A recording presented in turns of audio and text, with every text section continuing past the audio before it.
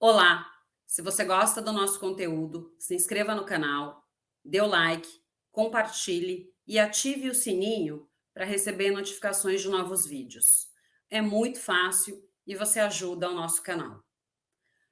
No debate de hoje, eu vou conversar com Caroline Herrera, Alberto Santana, Caíto Cirilo e Renato Paquet. Tudo bom com vocês? Sejam bem-vindos aqui ao nosso debate. Olá. Bom dia, Renata. Bom dia. Bom dia, Renata. Tudo bom? Eu, fiz ali falei o nome de vocês, não é nenhuma introdução, mas eu queria que cada um fizesse uma pequena apresentação, falasse um pouco do histórico, até para daí a gente começar a entrar no nosso tema de debate hoje, que é o SG. Pode ser? Vamos lá. Então, bom dia, pessoal. Eu sou a Caroline, eu trabalho com um sistema de gestão, né, o ESG. Atuo junto com as empresas nesse desafio, né, de implementar um sistema de gestão ESG, focado aí nessas pautas de desenvolvimento e meio ambiente. A minha experiência é focada na gestão de pessoas e fazer acontecer, né, que é o grande desafio. A gente tem muita teoria, e aí a gente precisa de pessoas com essa experiência de colocar em prática. É isso que eu gosto, né? Então, eu atuo nesse desenvolvimento, ajudando as empresas a implementar os indicadores, né? Bom, eu sou o Caíto Cirilo, sou CEO da Trio. A Trio é um hub de comunicação baseado em tecnologia. Então, além da gente usar as práticas de ESG no nosso dia a dia aqui, a gente vem falando com clientes para gerarem projetos onde também o ESG faça sentido como um meio de comunicação, que aí a gente pode debater aqui ao longo do nosso papo de hoje. Bom, vamos lá. Eu sou o Renato Paquet, sou fundador da Pollen, sou também diretor-presidente de Cleantechs da Associação Brasileira de Startups, membro do Conselho de Competitividade do Sistema Firjan, né, da Federação das Indústrias do Rio, e secretário executivo da Recicla Latas, uma entidade gestora responsável por fazer a gestão das latinhas de alumínio para bebidas no Brasil, e no ano de 2021 se tornou líder mundial do seu setor. Bom, acho que eu sou o próximo, né? Então, meu nome é Alberto Santana, eu sou diretor da Editora Serena.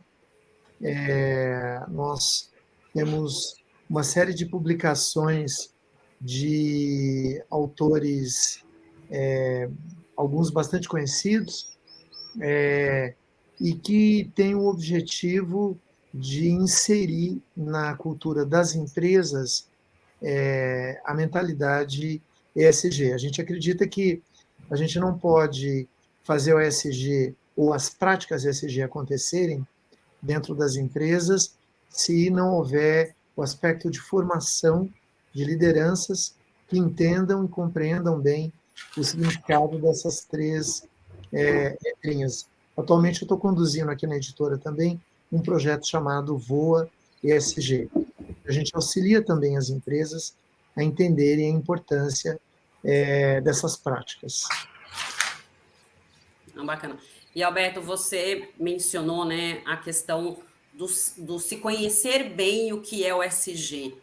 Você tocou num ponto interessante, porque tem muita gente que ainda, né, apesar do SG ser uma questão que está super sendo falada, a gente sempre escuta, mas tem gente que ainda para e pergunta, né, mas o que é o SG de fato? Então, eu acho que o saber exatamente, né, o conhecer, eu acho que parte. Se você não conhece, você não consegue implementar, você não consegue colocá-lo na prática. Então, realmente, você não consegue ter boas práticas, né? Tanto no social, quanto na questão de governança, quanto na questão ambiental. E pelo menos, não sei, a análise que eu faço, a questão social, né, a questão trabalhista aí, é uma questão que está muito mais atrelada à legislação, e eu acho que a sociedade ela está mais avançada, até por ter uma legislação trabalhista há bastante tempo e que se faz cumprir essa questão que está posta dentro da legislação. A questão de governança é algo que vem crescendo já há alguns anos, muito por algumas práticas que a gente teve alguns incidentes fora do país, né, algumas quebras ali de empresa e tudo mais. Então, a gente também tem tomado uma conscientização em termos de governança, mas a gente sabe que ainda tem um caminho árduo a se percorrer. E a área ambiental, apesar de também não ser recente a questão de uma legislação ambiental, não só no Brasil, mas no mundo, acho que talvez das 3 áreas é a mais recente, mas acho que é onde ainda traz mais dúvidas em relação ao que implementar em termos de meio ambiente, né? Não sei aí se alguém quiser comentar algum desses pontos, né? Fica aberto aí para vocês. Bom, senão eu vou começar já com uma provocação, tá? Vamos lá. A implementação, né, do ESG, acho que também para as empresas, elas se questionam muito, né? Até que ponto vale a pena eu implementar, né? O quanto vantajoso realmente é para mim como empresa e para a comunidade que eu estou inserido. Realmente há uma vantagem ou, eventualmente, há desvantagens também na implementação dessas práticas? Como que vocês enxergam isso? Eu enxergo assim, Renata. O ESG ele é uma tendência, né? É uma oportunidade da empresa atrair negócios.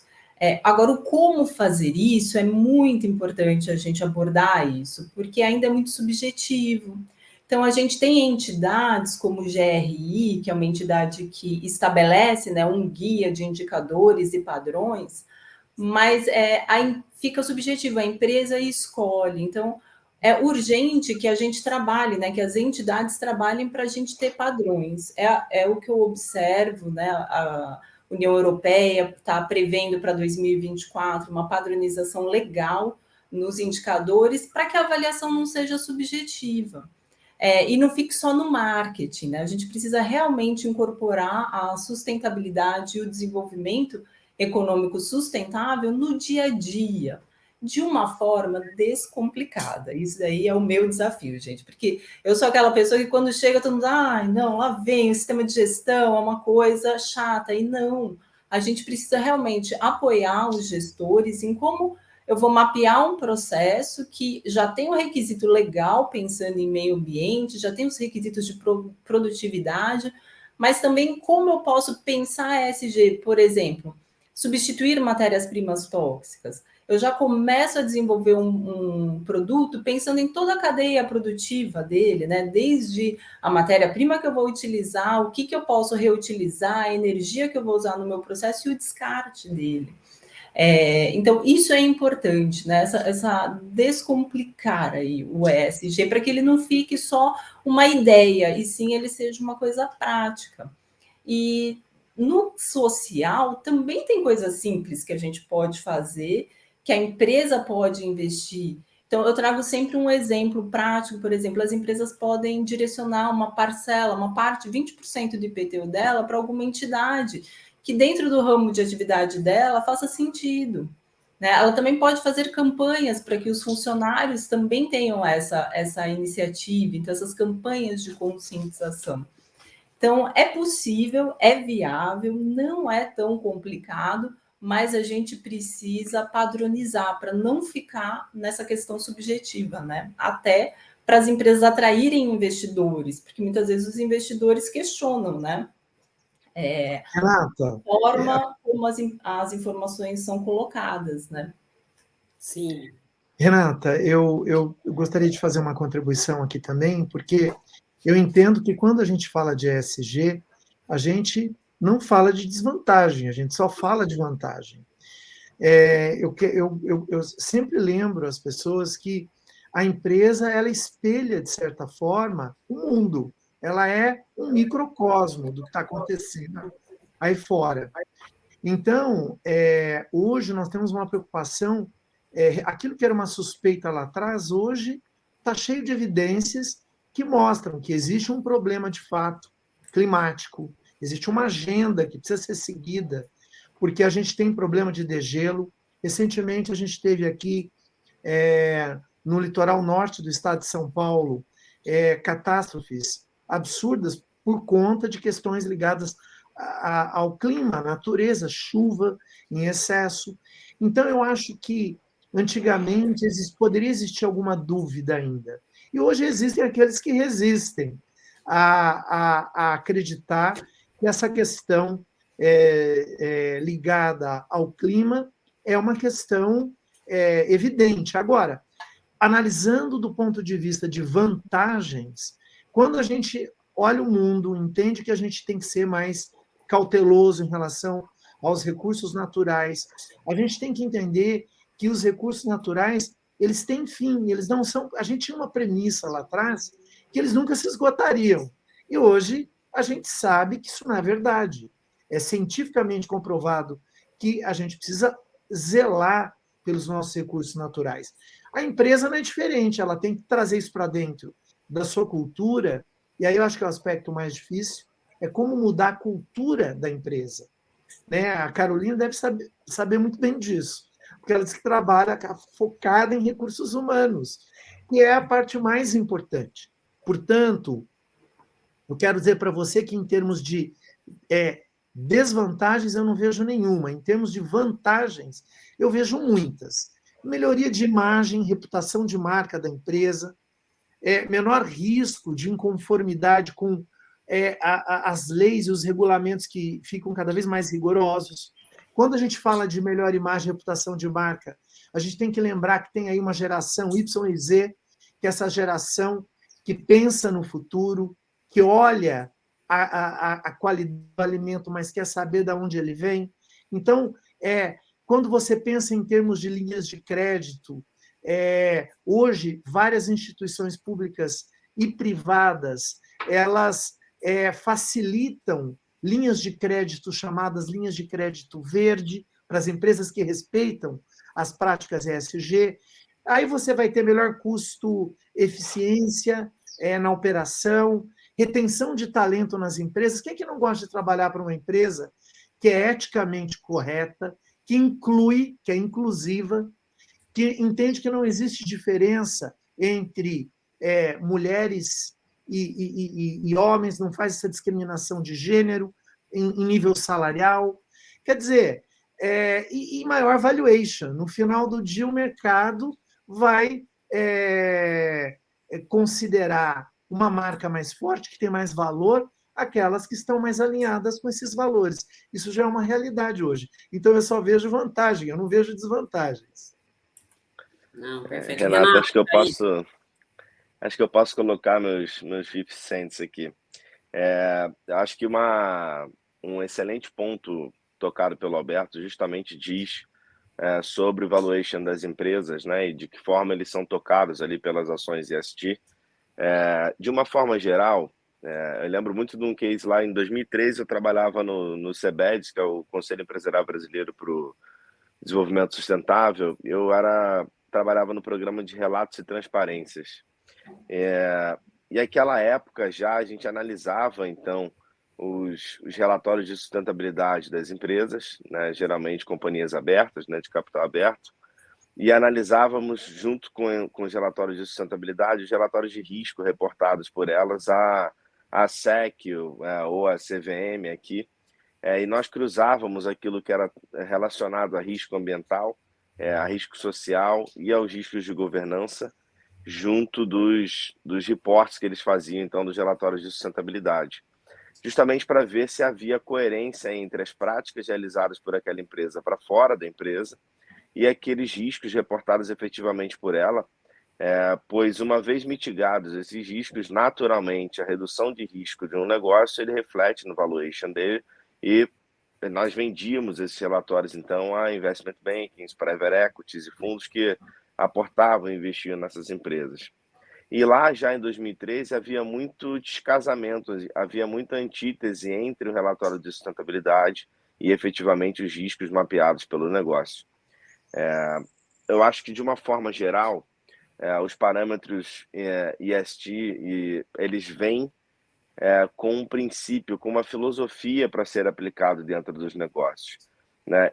Eu tampouco sei, Caroline, se é uma vantagem ou uma desvantagem nós termos parâmetros claros sobre a avaliação de ESG, por exemplo, como há o próprio GRI coloca, né, para Uhum. um report de gestão de resíduos, por exemplo, nos parâmetros GRI, ou um report de carbono nos parâmetros GRI. Eu tampouco sei se é vantajoso, pois existem tantas outras formas de mensurarmos, né, de que forma as ações de sustentabilidade daquela empresa estão sendo enquadradas dentro de algum campo, né, que hoje nós temos muitas ferramentas para avaliação já. E acho que criar mais um guarda-chuva dentro disso pode ser um engessamento dentro daquilo que o ESG pode trazer como potencial, se avaliadas as minuciosidades de cada negócio e contempladas essas minuciosidades dentro das estratégias que levem essa empresa de fato a ser mais ou menos sustentável. E o que eu venho observando é que essa liberdade dessa zona menos restrita em termos de parâmetro vem trazendo a criatividade, vem trazendo a inovação das empresas para que elas realmente atinjam, né, novos níveis de sustentabilidade dentro dos seus negócios, que vão de ações muito simples, como a opção por uma embalagem mais sustentável ser escolhida para o invase do seu produto, até evoluções ainda mais complexas, né, como, né, uma empresa se posicionar de uma forma geral dentro de um campo ético que faça sentido para ela, ou de algo que ela torne, ela construa aspectos de governança muito fortes ligados à empresa, né, com princípios éticos e tudo mais. Então, acho que muito ao que cabe a cada negócio.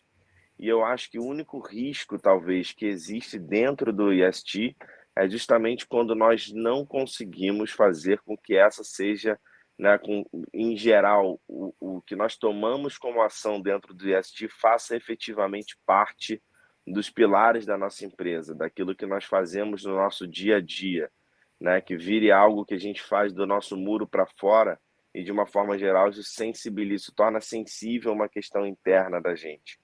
Vou dar alguns exemplos para me tornar mais claro. A XP, por exemplo, quando ela começa a fazer muitas... XP e o próprio Nubank, citando nomes aqui, para ser mais claro, depois para quem quiser se aprofundar nos temas, ler sobre eles, mas eles fazendo um peso muito grande dentro da inserção, principalmente do social, né, falando sobre inclusão, falando sobre diversidade dentro das suas empresas, e, na verdade, ela mais falava sobre isso do que tinha isso, eles mais falavam isso do que tinham isso como cultura, né, e um tempo depois foram cancelados pela próprios funcionários da empresa e também pela mídia, né, pois aquilo que falavam não era efetivamente uma realidade dentro da sua empresa. Recentemente, um case interessante foi da Bud Light nos Estados Unidos. Bud tem a Budweiser, uma cervejaria com mais de 100 anos de história. Ela resolve, então, patrocinar e tornar porta-voz da sua marca uma modelo trans, a Dylan, e durante um curto período passou a ser um grande sucesso a Dylan falando sobre a Bud Light, e em um determinado momento os americanos fizeram uma reviravolta em cima desse debate, em cima de ter a Dylan, uma trans, como porta-voz da sua marca mais tradicional, justamente por a Bud não ter outros aspectos, não ter um histórico de comunicação com seus stakeholders sobre o tema, e a Bud, então, passa em 30 dias a perder 5 bilhões de dólares de mercado na Bolsa de Valores por uma ação isolada como essa. Então, há desvantagens quando nós fazemos sem planejamento algo que não está, de fato, efetivamente ligado à nossa cultura e ligado aos pilares do nosso negócio. Fora isso, eu também, concordando com o Alberto, só vejo vantagem em se aplicar, então, parâmetros ESG. Renata, eu vou tocar em alguns pontos, tanto que a Caroline, que o Roberto, que o Renato falaram, concordo com todos, cada um deu um pouco da sua visão, mas de uma parte mais conceitual e mais filosófica. Porque a verdade é que esses conceitos vieram à tona agora porque a gente está destruindo, de uma certa forma, né? Aquilo que a gente está, do jeito que a gente trabalha, do jeito que a gente vive. Então, isso uma hora a conta chega, né? E eu acho que as pessoas e os líderes de empresa, às vezes estão olhando para as suas gerações, né? E para as suas gestões. E tem tentar gerir mais negócios ou mais dinheiro durante o seu período e cumprir ali o que você precisa fazer, e aí a bomba que vai sendo passada para frente, sabe? Então, foi assim que eu também comecei a entrar mais no tema, entendendo que, na verdade, somos maus planejadores, porque a gente está planejando a curto prazo. E se a gente for pensar em qualquer área da vida, né, e acho que o Nato tocou agora até de uma área de investimento, né, que muitas pessoas pensam a curto prazo, normalmente a melhor maneira de ter resultado é pensar a longo prazo. Então, o que adianta a gente tomar ações agora que vão rentabilizar, talvez mais porque o sistema está todo baseado no curto prazo, né? Seja da fruta que não é a época, mas o mercado faz com que seja a época, injetando tudo que é possível nela e desenvolvendo doenças na gente no futuro, né? Até, bom, escândalos de corrupção a gente está super acostumado, né? E de governança. Então, a fazer de tudo para conseguir tirar o melhor lucro, agora tirar o melhor proveito, e depois que a empresa quebre, que o país quebre. E aí, obviamente, tem outros países, não estou falando só do Brasil, mas outros vários países estão na situação e têm esses problemas, e como na parte social também. Então, eu acho que é muito mais a gente internalizar se a gente está fazendo isso e não está se autodestruindo, ou autodestruindo os nossos filhos, os nossos netos, as novas empresas, e se a gente sabe o quão difícil é preservar uma empresa hoje, né? Existem números que dizem que a cada X tempo uma empresa, um Google da vida, uma Amazon da vida vai quebrar, né? Então é mais difícil ficar de pé do que você morrer depois de um período. Então, se a gente já está construindo a nossa morte empresarial, digamos assim, que sentido está fazendo isso, né? Então, eu acho que é um conceito mais, é uma parte mais conceitual e a hora que a gente começar a pensar nisso, a gente vai falar assim, não, peraí, então, será que vale fazer a qualquer custo? Né? E a gente vai entender que, às vezes, o fazer a qualquer custo começa, na verdade, já tinha que ter começado, né? Então, se a gente quer alguma coisa no futuro para a gente conseguir sim aí ter um lucro mais sustentável, passar por toda a rotina daquele produto que acho, não sei se foi o Roberto que falou ou a Caroline falou, e aí sim, né, se eu sou uma empresa hoje, pensar, putz, posso mudar toda a minha gestão? Talvez não. Talvez se eu mudar, e aí estou falando de uma desvantagem, se eu mudar agora radicalmente, de repente eu posso fazer com que a empresa vá para um lugar que ela não volta mais. Então, como é que eu consigo dar os primeiros passos? A questão é, muitas pessoas, né, em muitos países, ou cidades, ou estados como a Flórida, veem isso como uma ameaça. Então, a gente vai tocar nesse ponto mais na frente, né, imagino, mas a questão não é ver como uma ameaça, é como é que eu posso aos poucos, tudo na vida tem que ser uma coisa, não pode ser nada radical, né? A pessoa que vai começar a fazer esporte hoje, porque foi no médico e viu que ela não está tão bem de saúde, ela vai começar a correr todo dia, 1, 2 horas. Vai quebrar no segundo dia. Não adianta fazer isso. Isso não é prazeroso, né? O seu corpo ele não está no limite o tempo inteiro. Então, acho que é uma forma gradual de, aos poucos, ir colocando novos desafios, até ser uma coisa que, de repente, a longo prazo, vai ser natural. E aí o mundo vai começar, né, se a gente planejar dessa forma, a responder para a gente e até nos dar todas as vantagens que a gente já vê aqui, já vislumbra, mas de uma forma prática. Uhum. Não, achei que assim, as colocações foram ótimas, né? E até para comentar aí algumas questões, Caíto, eu acredito que assim, a destruição ela já vem vindo, é que a nossa percepção mudou nesses últimos anos, né? Então a gente acho que parou para prestar atenção, coisa que talvez não era feito por grande parte aí da população, né? E acho que todos vocês, né, acho que começando aí pela Caroline, todo mundo acho que tocou mais ou menos nesse ponto, a questão acho que não sei se é medição, né, mas é como eu vou fazer uma análise se a empresa X ela adota práticas de ESG mais ou menos ou igual à empresa Y. Eu acho que esse é um grande ponto aí do ESG. Eu também concordo com você, Renato, acho que não dá para engessar, porque acho que a partir do momento que a gente engessa, a gente talvez aí tire a criatividade, né, de alguns negócios, mas às vezes eu sinto falta eu não sei se é uma escala, mas da gente conseguir ter uma percepção melhor, né, de medição do que as empresas têm feito, porque hoje em dia cada um usa uma métrica, né? Então, daí como que a gente consegue fazer uma análise, até pensando como consumidor, da escolha de determinados produtos, quando eu estou num supermercado, eu estou consumindo algo, né, o que realmente tem práticas ESG, até no caso aí que você mencionou, Renato, da Bud, algumas outras empresas. E eu acho que é essa mudança que a gente está tendo, né? E vai ter cada vez mais, principalmente com essa nova geração que está vindo. Eu acho que a gente que é de uma geração aí, nem sei qual escala, né? Mas a gente é de uma geração um pouco anterior, a gente já está fazendo, né, essa compra mais consciente.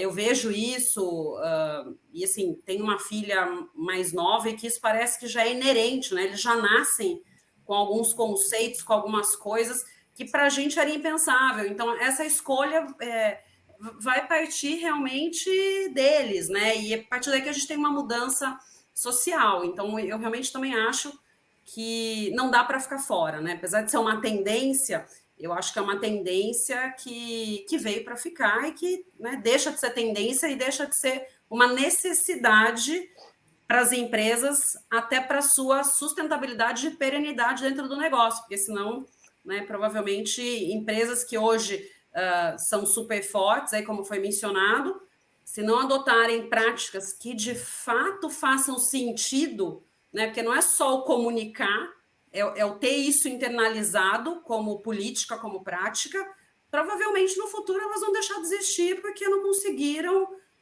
avançar como negócio, como empresa. Então, realmente, aí acho que foram situações aí muito bem colocadas por vocês. E daí, assim, para provocar um pouco mais, né? A gente falou dos benefícios, e realmente acho que só tem benefícios, eu acho que não tem aí muita desvantagem na adoção de práticas ESG, e eu acho que é uma pergunta que muitas empresas fazem, né? Como viabilizar a adoção dessas práticas, principalmente para pequenas empresas, que têm talvez aí uma dificuldade no aporte financeiro para sua implementação. Então, queria também escutar isso, como vocês veem essa questão, se realmente precisa de um aporte financeiro alto, ou se de repente não é uma questão financeira, é uma questão de posicionamento. Vamos lá, Caroline, começando de novo aí com você. Olha, essa questão ela é muito boa porque está ali no meu dia a dia, né? A gente precisa simplificar as coisas, e como o Renato trouxe, foi muito, muito legal, precisa refletir o que acontece na empresa. Eu não posso criar um indicador ou um relatório de sustentabilidade que eu não pratique, né? Então, com todo gestor, isso eu coloco muito. A gente tem que realmente praticar aquilo que a gente prega. E a governança, ela vem aí para nos ajudar nessa questão da transparência.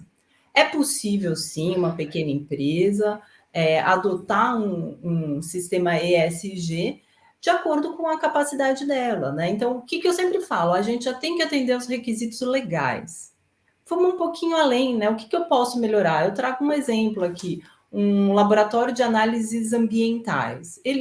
Eu sempre olho o lixo, gente. O resíduo, ele te dá, assim, grandes ideias e como que você pode melhorar um processo, né? Então, nesse laboratório que eu estava ali prestando uma consultoria, tinha um resíduo muito grande de solvente, né? Que ia para incineração. Ok, requisito legal está sendo cumprido, mas e aí?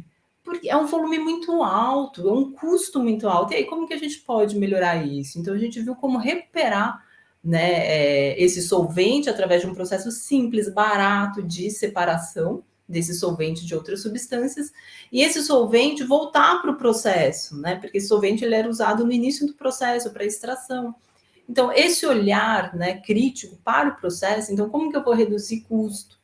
Né? Sem criar um elefante, assim, uma coisa monstruosa que realmente fica caro. Então, esse olhar mais de acordo com a realidade da empresa. No ponto da governança, é importante a transparência. Então, tudo que eu faço, um relatório de sustentabilidade, colocar ali realmente a evidência das ações para que eu tenha essa comunicação, né, essa visibilidade transparente. E no social, a gente pode fazer pequenas atitudes, como a que eu falei, olha, a empresa vai ter que pagar imposto, de qualquer maneira, o meu IPTU. Eu direciono 20% dele para uma entidade que tenha uma relação com essa atividade da empresa. É um desafio sempre a gente trabalhar mudança com os gestores, a mudança de cultura. Então, para pequenas empresas, implica, sim, em ter um profissional com essa experiência, em investir nisso. Mas não precisam ser grandes investimentos, sabe? É ir um pouquinho além do requisito legal, elaborar um relatório de sustentabilidade de acordo com aquela atividade, né? E como aqui já falaram, ter metas médio e longo prazo, não é fazer tudo agora, porque realmente a questão econômica ela é importante, é um desenvolvimento sustentável, mas a economia é muito importante também. Então, tudo precisa caminhar junto, né?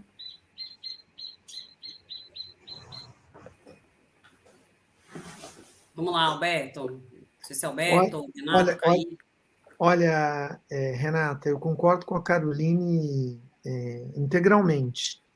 Eu só quero lembrar que, sem dúvida alguma, para a empresa de pequeno porte, eu acho que a implementação dessas práticas elas podem exigir alguns investimentos iniciais que pode pesar no aspecto financeiro da empresa, e para ela absorver esse risco financeiro pode ser, de fato, uma dificuldade. Mas eu falei isso no início, e acho que as contribuições aqui foram tão ricas, que, de fato, para o pequeno empreendedor, que eu acho que é mais vantajoso as práticas ESG, porque, na verdade, elas trazem para a empresa, elas tocam basicamente em 2 pontos que eu considero fundamentais, que é a parte da inovação. Hoje, quem não inova não sobrevive, e na maioria dos casos, a inovação ela sempre está atrelada a melhores resultados com gastos menores. Então, eu acho que é preciso a gente compreender que, para as empresas de pequeno porte, pode representar alguma dificuldade maior, mas, por outro lado, eu acho que essa visão que a gente acabou de ouvir agora, que está muito bem, acho que ponderado pela Caroline, que é fazer isso gradualmente. Quer dizer, é uma coisa que a gente não faz do dia para a noite, mas a empresa vai trazendo, ela vai observando as suas práticas, observando os seus processos, entendendo aquilo que é mais fácil fazer agora e aquilo que é mais difícil, deixa para depois, mas ela tem que entrar nesse caminho. Renata, você falou uma coisa muito importante. Na verdade, pode parecer que as práticas ESG hoje são uma alternativa, mas, de fato, elas já não são mais. Elas se impõem mesmo, porque a realidade impõe isso para a sociedade, essas práticas de sustentabilidade, para a empresa, que está dentro da sociedade, né? Então, eu diria que, essencialmente, depende muito das lideranças, sobretudo no caso dos pequenos negócios, das pequenas empresas. E aí tem que mudar a mentalidade, tem que haver uma compreensão melhor disso, e por isso é muito importante esse aspecto da formação. Eu insisto muito nisso. O Renato mencionou isso, você também, de certa forma, essa questão do discurso não está compatível com a prática da empresa. Eu acho que, numa empresa grande, você tem que movimentar muito mais gente, uma estrutura muito maior. No caso de empresas pequenas, isso é mais fácil, desde que as lideranças tenham esses princípios bem claros e elas tenham um discurso alinhado com a prática que elas querem exercer ali. É mais fácil nesse sentido. E começam pelas coisas pequenas e depois a gente vai para aquelas que são mais custosas e que demoram mais. Na verdade, no mercado existe um termo que é o greenwashing, né? Que é essa coisa de digo uma coisa, mas faço outra. Eu acho que a gente tocou isso aqui muito claro, todos nós, de certa forma, e eu acho que o consumidor, e sobretudo esse consumidor das gerações mais novas, se citou o caso da sua filha, Renata, e eu trabalho com muita gente jovem, das gerações, né, o millennials, Y, Z, etc. E eles realmente não gostam de ser enganados. Eu acho que é mais um alerta, né, que a gente tem que ficar atento, porque as empresas vão pagar um alto preço se elas não forem coerentes com aquilo que elas dizem e fazem. E eu acho que para a pequena empresa pode ser até mais fácil se ela souber graduar isso. Acho que é isso que eu gostaria de ponderar aqui. Eu acho que posso contribuir aqui de uma forma que acho que deixa mais, talvez conciso ali, uma avaliação para uma pequena empresa. De uma forma geral, as ações elas devem ser tomadas, né, seguindo os parâmetros ESG, dentro do ciclo de vida do produto, e concordo com que elas sejam feitas de forma paulatina, né, e gradual. O que eu vejo muita gente não fazer, e talvez errar nessa priorização do que fazer, é escutar os seus consumidores. Entender dentro dos seus stakeholders ali, o seu consumidor e o que ele quer do seu produto, como ele avalia o seu produto, né? E de que forma ele pode sugerir mudanças para nós, para que as mudanças feitas no meu produto, as políticas adotadas no meu produto, sejam um desejo do meu consumidor.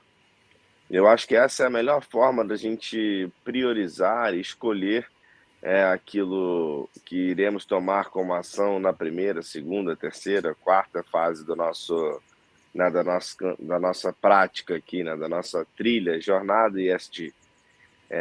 Eu vejo muita gente não fazer isso. Eu vejo empresas pequenas errando nesse sentido e sendo elas talvez as que tenham uma maior facilidade e praticidade em fazê-la. Veja, estou falando vamos botar numa pequena empresa, numa realidade brasileira, onde mais de 80% dos nossos CNPJs são uma loja. Então, nasce ali um grande produto, né? Nasce ali uma marca de cosmético pequenininha dentro de uma loja que vai se tornar uma grande marca. Então, a sua pesquisa com o seu consumidor, ela pode ser feita ali na loja. Olha, o que te levou a comprar o meu produto e o que você acredita que eu possa melhorar aqui para que meu produto converse mais com a estratégia, com o que a gente deseja fazer como marca, que é isso, isso, isso. Então, em um parágrafo ali, resumir isso ao consumidor. Então, uma pesquisa de mercado que basicamente tem custo zero, né? E a partir dela você consegue, então, tomar ações que de fato conversem e dialoguem com as demandas do seu consumidor. Eu acho que muita gente tem uma ânsia de sair à frente, de sair fazendo coisas para se tornar parte desse movimento ESG e, por vezes, acabam por investir recursos de forma menos estratégica do que poderia ser, né? Então, trago um exemplo. A Insecta Shoes, uma pequena marca de sapato, né, que começa a conversar com seus consumidores e ver que a origem, né, dos seus produtos, né, da matéria-prima que ela compõe os seus produtos, era um fator de extrema importância para os seus consumidores. Então ela começa a adotar práticas para a melhor escolha desses materiais. E ela começa a fazer isso usando o resíduo como produto, né, utilizando o resíduo da própria produção na comercialização, vendendo esse resíduo para outras indústrias, zerando então o seu passivo ali com resíduo. Então ela começou a fazer uma jornada de escuta dos clientes que tornou essa empresa uma referência no seu setor. Ela é uma empresa que deve ter, na produção, deve ter 20 funcionários, 15 funcionários. Vende no online e tem 2 lojas. Então, mas sempre, de princípio, parte escutando, né, os seus consumidores e tomando as ações desenvolvidas ali em cima dessa estratégia. Eu acho que a escuta dos nossos consumidores, né, entender o nosso consumidor, talvez seja um fator dos mais importantes que temos que ter dentro de qualquer estratégia que vamos tomar dentro do campo ESG. Se eu me posiciono de alguma forma que os consumidores da minha marca não concordam, ou se eu mudo algum parâmetro da minha marca que os consumidores não dão valor, né? Eu estou assumindo riscos aqui que talvez eu não tenha, né, não esteja mapeando. Eu gosto muito de pensar no consumidor e no dinheiro, de uma forma geral, como um voto que o consumidor nos dá. Então, a cada produto que esse consumidor vem comprar da gente, ele vota no nosso modelo de negócio, concordam? Então, ele vem aqui aportar um recurso que faz com que meu modelo de negócio continue existindo. Então, o meu dinheiro é um voto. Então, se eu não dialogo com essa pessoa que está votando na minha empresa, se eu não entendo quem ela é e ela não entende efetivamente quem eu sou, a probabilidade de eu perder o meu voto ou dela trocar o meu voto é muito grande. Então, cada vez mais, acho que criar essa proximidade com o seu consumidor e para que em cima disso as estratégias sejam tomadas sempre priorizando aquilo que motiva o voto do seu consumidor na sua marca.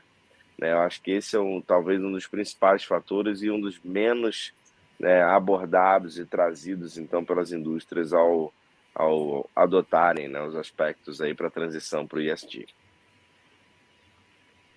Só enfatizando alguns pontos, eu acho que a questão das pequenas empresas está muito mais na liderança, como todo mundo aqui já falou, porque as pequenas empresas são elas nascem com a cara do sócio, né? E aí ela vai crescendo e vai perdendo isso, porque se ela não se descentralizar, ela não cresce, né?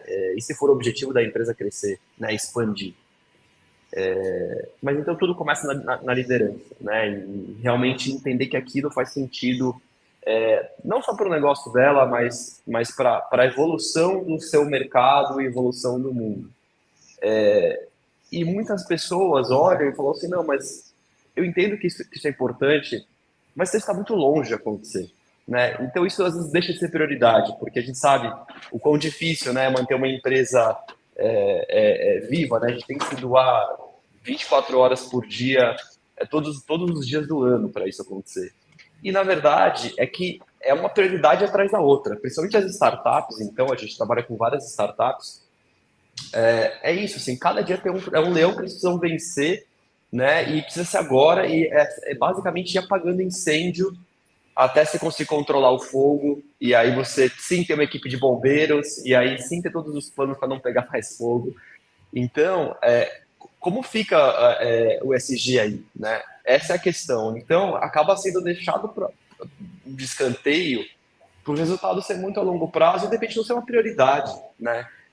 Só que, na verdade, existem prioridades que têm um tempo de maturação. Então, se ela não começar aos poucos, como todo mundo falou também, ela não vai se realizar, porque ela não vai... não, agora a gente tem tudo para dar certo, a gente tem não sei quantas mil pessoas, temos todas as áreas que a gente queria, temos um faturamento bom, agora vamos lá e vamos colocar em prática. Acho que a vida não é assim, né? Eu acho que todo mundo sabe aqui, não só na parte profissional, mas no pessoal, que as coisas não funcionam dessa forma. Então, eu acho que é isso. Acho que são tomando algumas atitudes nas pequenas empresas. E, assim, se eu for comparar, por exemplo, olhando o nosso negócio comparado com uma Vale, uma Petrobras, a gente é minúsculo, né? E como é que... Não estou falando que eles não fazem nada, né? Mas e como é que a gente consegue tomar algumas atitudes agora que cabem no nosso bolso, ou até planejando essa atitude ao longo da vida da empresa, né? Porque se a gente for ver aqui, talvez a gente tenha prioridades que são muito mais difíceis do que ESG e que levem muito mais tempo, só que a gente já está fazendo. Então, como é que a gente pode colocar essa que talvez faça com que a longo prazo nosso mercado não exista mais, nosso mundo tenha milhares de outros problemas mais complicados que tem uma tendência que vai ser ESG vezes 1000, em vez de talvez hoje, né? Então, assim, por que não começar a pensar nisso desde já e medindo resultados, né? E cada vez mais com recursos ou liberando mais tempo para fazer com que tudo melhore, porque a longo prazo, se a gente for ver, o que a gente quer é uma melhora não só das nossas vidas, mas das nossas empresas. Então, por que não estar num ambiente melhor, né? Eu acho que é isso que a gente está buscando. Ou vamos continuar num ambiente ruim, né? Ou cada vez pior, e aí vamos viver cada vez pior, trabalhar cada vez pior e ter resultados cada vez piores. Então, eu só queria colocar essa ótica aqui um pouco no nosso debate. Não, perfeito. Caio, você fez uma colocação, né? Enquanto os demais estavam falando, eu estava pensando também, né? Acho que o pequeno, a gente sabe do desafio que o pequeno tem, que é equilibrar todos os pratos, né? Até me veio aquela cena do circo, onde você tem lá o prato que vai girando, ele cada vez mais vai colocando o prato, tem que voltar para girar, para não ir caindo.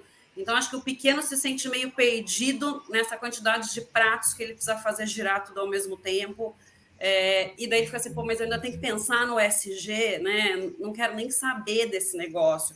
Eu preciso que meu negócio rode e de repente, isso é uma questão ainda muito distante da necessidade que ele vê para o dia a dia dele. Mas daí talvez acho que tem a facilidade que ele começar a colocar práticas de SG no dia a dia, enquanto ele ainda é pequeno, a empresa já cresce nessa prática, né? A mentalidade, a concepção do negócio já cresce com essas premissas. Diferente de repente, até voltando no exemplo que o Renato deu da Bud, você já é uma empresa grande, com premissas que também foram postas, né, pela sua fundação, que muitas vezes 100 anos atrás, e como que você muda essa consciência, né? E muitas vezes é uma imposição ou de mercado, ou de repente que o RH ou algum outro departamento que traz, e que às vezes não conversa com a alta direção e também não conversa com quem está na produção. São discursos que muitas vezes são colocados ali, mas que você tem também todo um trabalho de fazer toda aquela coletividade se engajar. E se a alta direção não estiver engajada, né, a empresa como um todo não vai se engajar mesmo. Então, quando o pequeno, né, apesar da dificuldade aí de gerenciar todas as atividades, ele já nasce e já começa a refletir nessas boas práticas, a empresa já nasce com isso no seu DNA. Né? Eu acho que é muito mais fácil depois até de transmitir isso para o consumidor final. Já faz parte do crescimento da empresa como um todo. Então, aí tem prós e contras, né? É difícil, e às vezes o que eu imagino é uma questão, no começo, de comunicação, porque a gente sabe que muitas empresas fazem bastante coisa, mas às vezes elas nem se dão, elas nem fazem a reflexão do quanto elas fazem relacionados à prática ESG. Então, realmente parar, analisar, colocar no papel e começar a comunicar, ainda que seja poucas coisas. E, de repente, fazendo projetos, né? O que eu consigo fazer é 1, 2 projetos por ano, é isso que vai ser feito. Mas, ao longo de 5 anos, a gente tem aí avanços. Então, eu acho que é começar aos poucos, né? Não deixar ir para depois. Então, assim, foi muito bem colocadas aí a fala de todos, né? Eu acho que está muito bem linkado. E daí, né, uma outra pergunta que eu tenho para vocês. As práticas de SG, uma outra dúvida que eu acho que gera, a partir do momento que eu adoto essas práticas, eu vou vou ter menos flexibilidade para a tomada de algumas decisões, sobretudo aquelas que devem ser tomadas aí com urgência. Será que eu vou ter um engessamento na operação administrativa da empresa? Ou, de repente, isso é um mito, né? E daí eu vou linkar com uma segunda questão. Quais os mitos que vocês veem aí nessa narrativa do SG? Carolina, Olha, eu posso acho começar que com você de novo? é um ponto importante esse, né? Toda vez que a gente vai implementar um sistema de gestão, é importante fazer uma análise de risco e um planejamento coerente com a atividade, né? O ESG, ele nunca pode inviabilizar uma operação, parar um processo. Então, quando a gente vai propor ações, a gente tem que trabalhar na prevenção, né? Então, se eu quero fazer uma homologação, por exemplo, de fornecedores, eu tenho que ter mais de um fornecedor, mais de uma fonte para não inviabilizar a operação, né? Como que eu vou atuar? Então, atuar sempre na prevenção, né? Antes de impor, né, as regras, ver se ela é viável para não cair nesse problema, porque quando a gente tem um sistema de gestão inflexível, ele trava a operação, e aí como é que a gente vai ter, né, aquele apoio da gestão, né, esse engajamento de todo mundo? Ele não pode ser algo que trave processos. Então, assim, no planejamento é importante a prevenção, a análise de risco, para que a gente não caia aí nessa armadilha quando ele não é bem implementado, né? Tem que conversar mesmo com a equipe multidisciplinar, então não é só o pessoal do meio ambiente, não é só o pessoal do RH, envolver muito a operação, porque são as pessoas que estão ali no dia a dia, né? Então é para eles, a gente tem que fazer com que as coisas fluam bem e gerem esses resultados. Então, atuar na análise de risco, na prevenção, é importante para não cair aí nesse problema. Maravilha. Alberto, eu vou inverter um pouquinho, eu vou passar a palavra para o Renato, porque acho que o Renato está com compromisso, então, infelizmente, ele vai ter que deixar aqui esse nosso debate. Mas vamos lá, Renato. Obrigado, Renato. Infelizmente tem que sair aqui às 9, mas vou dar minha contribuição aqui rápida antes de sair. Basicamente, eu acho que quando a gente tem uma estratégia, né, uma filosofia, melhor dizendo, dentro da nossa empresa que trate efetivamente dos parâmetros ESG, eu acho que ela acaba por não engessar a empresa, mas sim dar um direcionamento, né, para que as decisões sejam tomadas já parametrizando essa filosofia, né? Eu acho que, de uma forma geral, eu penso no ESG como um recurso, né? Em qualquer área, para qualquer empresa, não há recurso ilimitado, por mais rica que a empresa seja. Não existe isso, né? Eu tenho um recurso ilimitado para tomar uma ação. E da mesma forma, o parâmetro ESG deve ser tomado, né? Eu não tenho um recurso ilimitado, eu não tenho a possibilidade de ações ilimitadas para determinadas decisões. Então, dentro dessas decisões que eu preciso tomar, de que forma a filosofia do ESG está sendo implementada dentro dela? Então, se eu tenho uma empresa com várias áreas já estruturadas e tudo mais, em que eu possa formar um comitê interáreas ali que haja, que pense sobre isso, é excelente.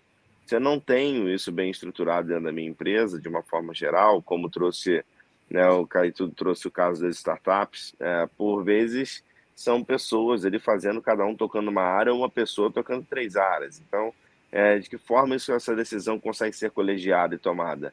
Se ela fizer parte da filosofia de quem toma a decisão.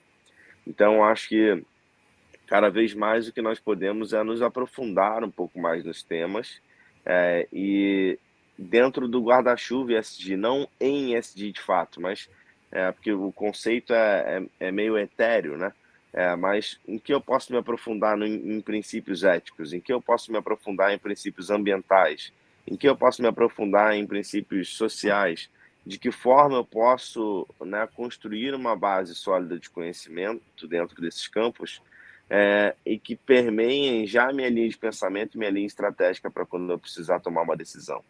Né? Acho que, de uma forma geral, se a gente muda um pouco da nossa filosofia, do nosso pensamento, naturalmente as decisões que nós tomaremos serão pautadas por esses aspectos. Então, eu acho que com isso, a verdade que vai estar dentro daquela ação, ela vai transparecer naturalmente. A gente não vai precisar se preocupar com ela engessar ali de alguma forma a nossa tomada de decisão no nosso dia a dia. Mas uma contribuição despedida aqui, porque infelizmente eu preciso sair aqui às 9, vou atrasar um pouquinho lá, mas foi um grande prazer aqui estar com vocês, agradeço demais a oportunidade. Passo ali os nossos canais, então, da Recicla Latas, no Instagram, no YouTube, no LinkedIn, para que todos estejam ali conectados com a gente. Será um prazer também bater um papo em todos os outros canais. Tá bom? Obrigado, Renata. Obrigado, meus colegas aqui de sala. Obrigado, Renato, pela sua participação. Parabéns pelo trabalho. Obrigado a vocês, pessoal. Tchau, tchau. Tchau, até mais. Bom, vamos continuar então. Alberto, vamos lá. Renata, eu acho que as questões que você levanta nesse debate, elas são super pertinentes e assertivas, né? Porque quando você fala em menor flexibilidade ou engessamento, não necessariamente seria a minha resposta. E digo mais para você, em geral, esse argumento ele é dado por empresários que, por exemplo, têm dificuldade em aderir às práticas ESG, por lideranças que muitas vezes não querem aderir a essas práticas. E aí você vai encontrar esse tipo de argumento assim de saída, né? Agora, sem dúvida alguma, quando você pensa em implementar práticas ESG, algumas restrições e algumas limitações do ponto de vista de decisão empresarial, na operação, você vai ter que ter, óbvio.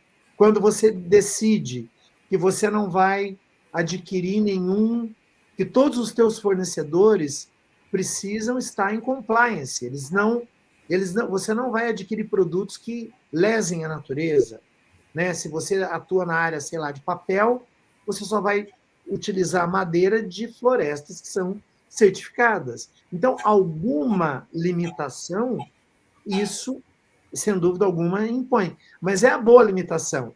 É aquela limitação que vai exigir de você entrar no mundo da economia circular, que vai trabalhar com produtos que são renováveis, que vai buscar produtos certificados, que vai pensar em reciclagem, que vai mudar os processos dentro da empresa para que eles, inclusive, economizem e sejam mais eficientes, para que haja menos perda. Ou seja, eu não vejo aqui, de novo, o argumento de engessar, muitas vezes ele é uma desculpa. Eu insisto nisso, porque normalmente, quando você tem que olhar para mais fatores dentro da tua empresa para poder tomar decisão, aí é que você acaba sendo mais criativo e, portanto, você acaba sendo mais inovador. Então, eu acho, de verdade, que não a questão da flexibilidade é, de novo, a história da liderança.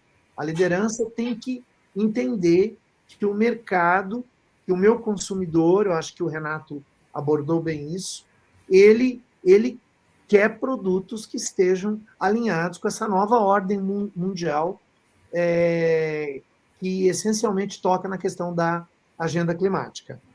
Na verdade, existem pesquisas que referendam isso. O Valor Econômico mostrou uma pesquisa recentemente, já há alguns anos, há 2 anos, mas recente, quando a gente entra nessa área, do Instituto Travessia, que fala que 63% dos consumidores pensam em reduzir consumo de produtos e serviços que não estejam alinhados com a questão ambiental.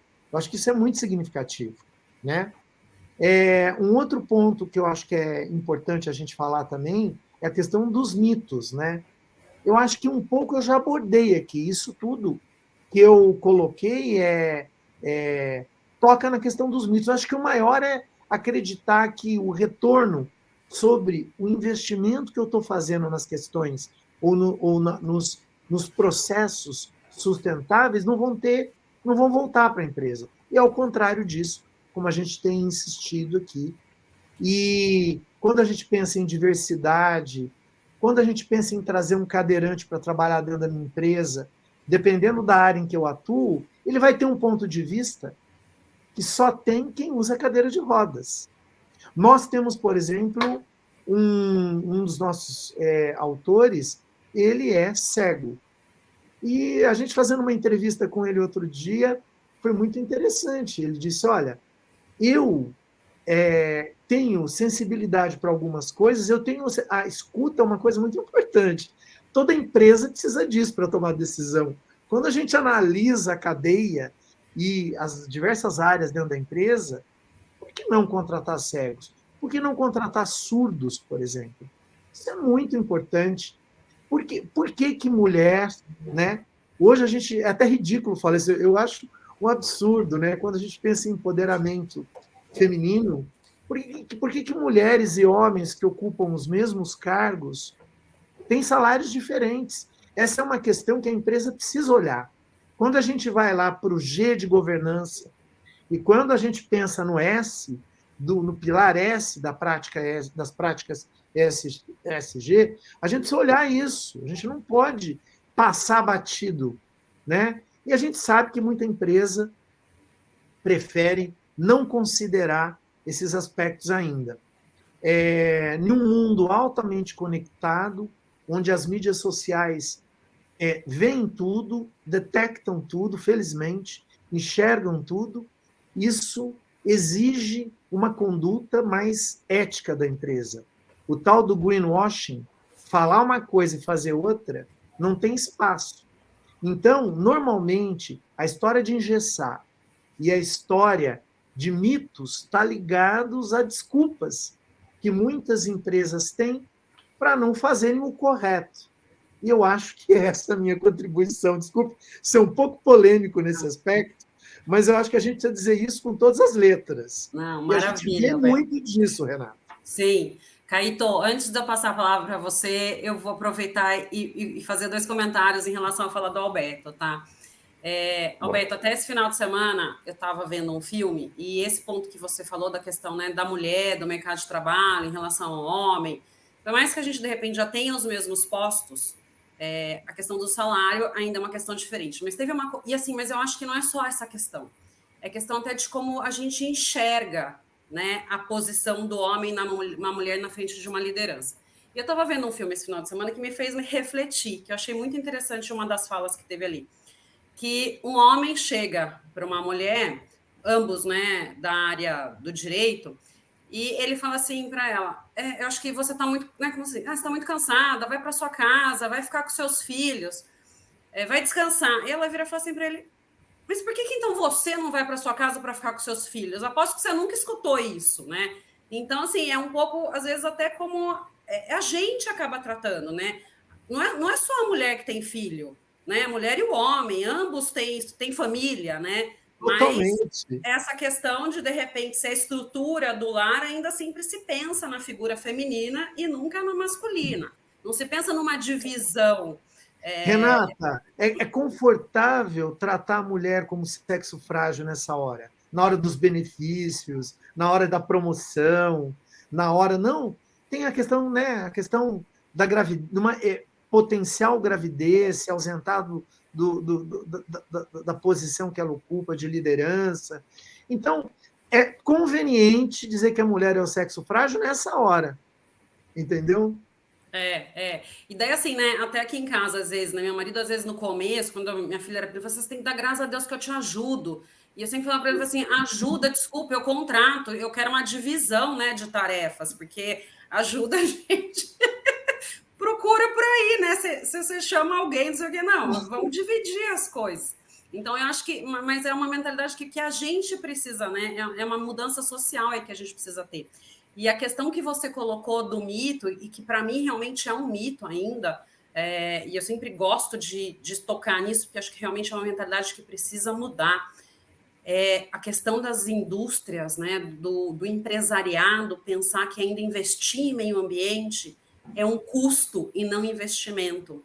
Ele não enxerga isso como um benefício a médio, longo prazo. Eu não vou nem falar curto, porque às vezes é difícil você mensurar isso num curto prazo, mas em médio, com certeza, mas ele não vê isso como médio, né? Eu tenho uma amiga que também brinca que eu sou sustentável até a hora que não tem uma crise econômica. Quando tem uma crise econômica, a sustentabilidade ela vai ali na última das prioridades.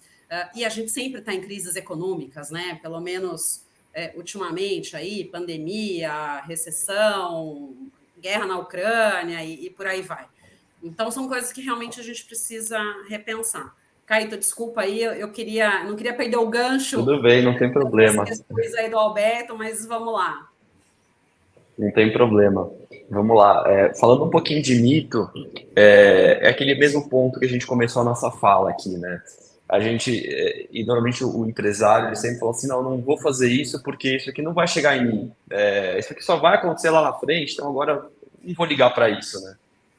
Só que às vezes ele não está olhando que a nossa tecnologia avança numa velocidade absurda, né? E às vezes ele vai conseguir colher os frutos, né? Ou se de repente vem uma pandemia por aí e todo mundo tem que se readaptar em poucos meses, como viver diferente, né? Como trabalhar diferente. Então, assim, hoje em dia a gente não pode mais ficar só nessa questão: não, isso aqui não vai me atingir, isso aqui é só para a próxima geração. Que a gente entende, que a gente vê e entende que a velocidade do mundo e da vida, da tecnologia e dos acontecimentos, às vezes, são mais rápidos do que o esperado. né? Acho que poucas pessoas, infelizmente, puderam prever a pandemia, né? Então foi uma catástrofe geral, não só, né, enfim, do lado negativo aí que a gente viu da doença, mas também da parte de trabalho das empresas, né? Então acho que para mim isso é muito muito claro, assim, a gente vai empurrando com a barriga por achar que não vai acontecer, mas pode. Mas até olhando um pouco aqui na pesquisa do Pacto Global da ONU, por incrível que pareça, a gente vê ali que quase 80% das empresas e das lideranças elas estão levando em consideração o ESG na hora de tomada de decisão, né? Então, eu acho que esses números, né, e cada vez mais essas evidências comprovam e motivam a gente para falar, não, a gente não está sozinho nisso, né? A gente vai conseguir porque cada vez mais a gente está tendo mais adeptos, mais tá tendo uma maior Conscientização. conscientização, exato. Mas eu acho que um ponto aqui que cabe nessa pergunta e na anterior é que eu sou super low profile, tá? Eu estou no mercado de comunicação, mas eu estou super low profile. Mas eu acho que esse é um tema que a gente precisa comunicar, né? Assim, aonde está sendo a nossa parte? O que a gente está contribuindo para esse tema? Então, não sendo meio que um show-off, né? Querendo aparecer e tal, mas assim, essa é a minha contribuição. Porque talvez as outras empresas ou outras pessoas falem, puxa, acho que esse é um tópico que eu também preciso contribuir de alguma forma. Às vezes elas nem têm a consciência tão enraizada quanto a nossa, mas de repente esse é um primeiro passo para eles, sabe? E para daí talvez entrar na questão e falar, putz, eu fiz sentido, ou vou fazer sentido para o mundo daqui a X tempo. Então, assim, eu acho que, de novo, né, comparando a gente perto de grandes multinacionais, se a gente for falar, a gente neutraliza carbono via blockchain, né? Assim, mas você tem que investir muito nisso, como, né? Não, de novo, é um pensamento de como fazer isso ser viável, né? A gente doa X% do nosso lucro para pessoas que não têm o que comer, né? Mas o que vocês estão fazendo? Vocês estão deixando de ganhar? Não, na verdade, eu não estou deixando de ganhar, eu estou investindo em mim mesmo, porque eu estou investindo nas pessoas, né? Então, cada vez que as pessoas tiverem mais oportunidade, o mercado ele vai começar a andar diferente e vai andar para o meu benefício, né? E falando em matéria de governança, eu não posso falar aqui que a gente está para tirar uma certificação, mas por que eu estou falando isso? Porque assim é importante mostrar, né?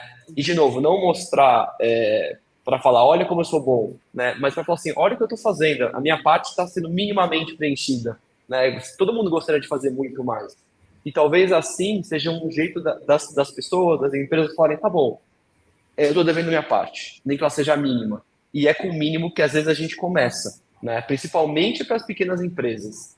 É só assim, com o mínimo e cada vez sabendo que aquilo precisa ser feito gradualmente que a gente vai chegar no objetivo, né? Então, de novo, a ideia da pessoa que nunca correu uma maratona querer correr maratona numa semana. Então, ela não vai fazer sentido. Mas se ela for gradualmente, ela vai chegar lá. Uhum. Aí, então, eu acredito muito nisso que você falou, né? É o comunicar. E começar a comunicar aos poucos, né? Esse exemplo que você deu da maratona, eu acho que é perfeito. É um passo de cada vez, né? É um degrau de cada vez. E a gente vai construindo isso ao longo do tempo. Não, perfeito. Vou fazer uma outra provocação, tá? Que eu acho que é algo que surgiu na mídia semana passada, retrasada, e talvez a gente está tendo aí um momento até de se questionar a questão do ESG, que recentemente é nos Estados Unidos, né? Alguns governadores, legisladores aí estaduais, eles estão com uma postura contra as pautas ESG. Como que vocês veem essa reação contra a adoção de práticas ESG frente às demais economias e países, né? Principalmente se a gente pensar que Estados Unidos acaba sendo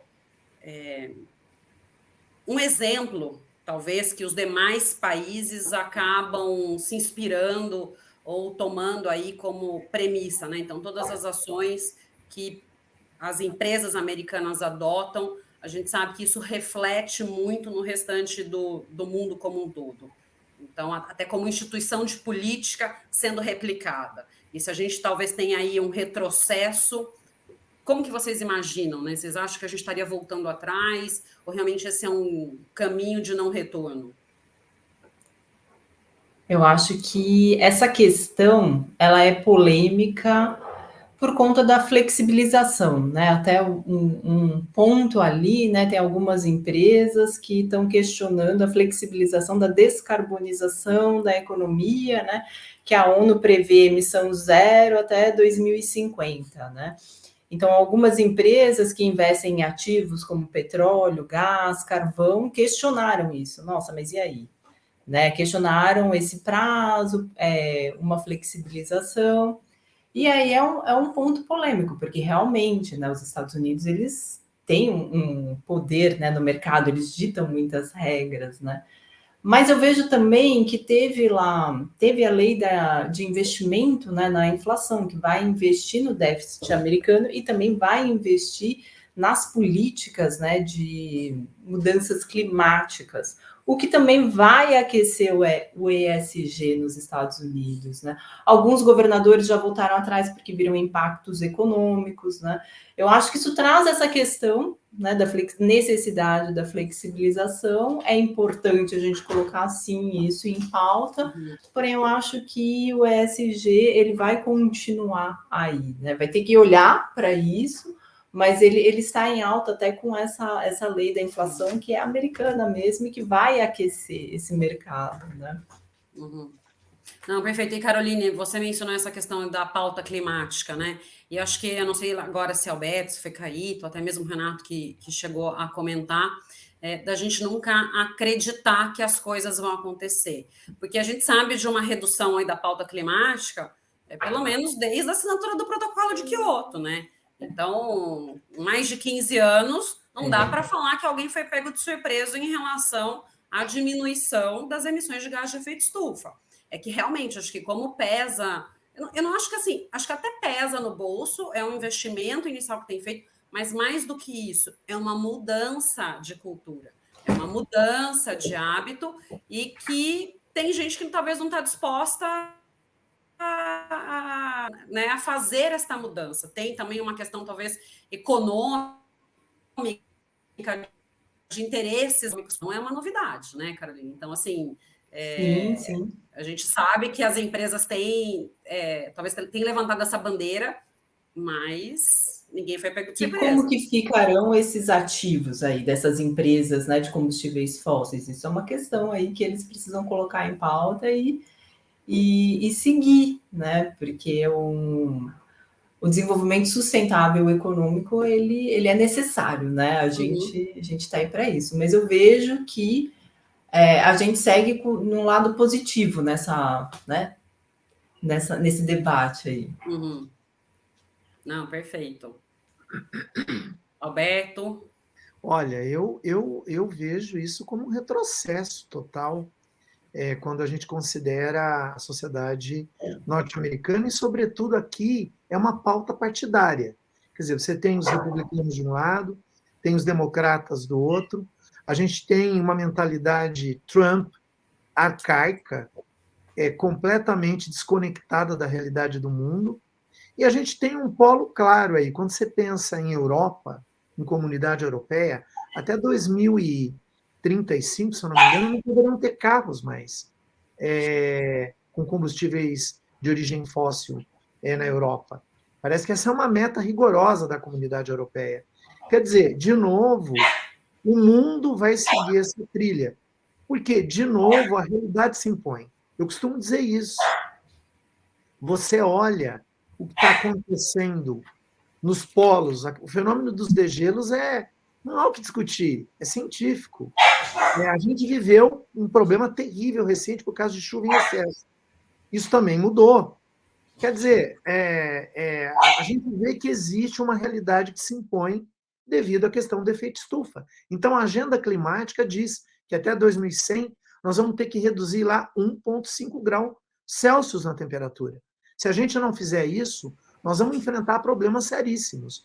Aí existe um partido que, eu não gosto de usar o nome conservador, mas, de fato, é como ele se identificam. Existe um partido republicano nos Estados Unidos, alguns estados, no caso do estado da Virgínia, da West Virginia, eles, inclusive, estão pensando ou criar uma lei lá, que eu não tenho... Eu li alguma coisa sobre isso, mas aprovar uma lei que visa punir empresas que são contrárias à emissão de CO2. Quer dizer, que são contrárias à indústria do carvão mineral. Quer dizer, isso é um retrocesso absolutamente inadmissível, quando todo mundo está buscando nessa pauta de descarbonização, nessa agenda, está buscando os carros elétricos. Nós, no Brasil, temos uma coisa incrível, gente, que é o álcool, né? O etanol é um exemplo concreto, incrível. Ele polui muito menos do que a gasolina.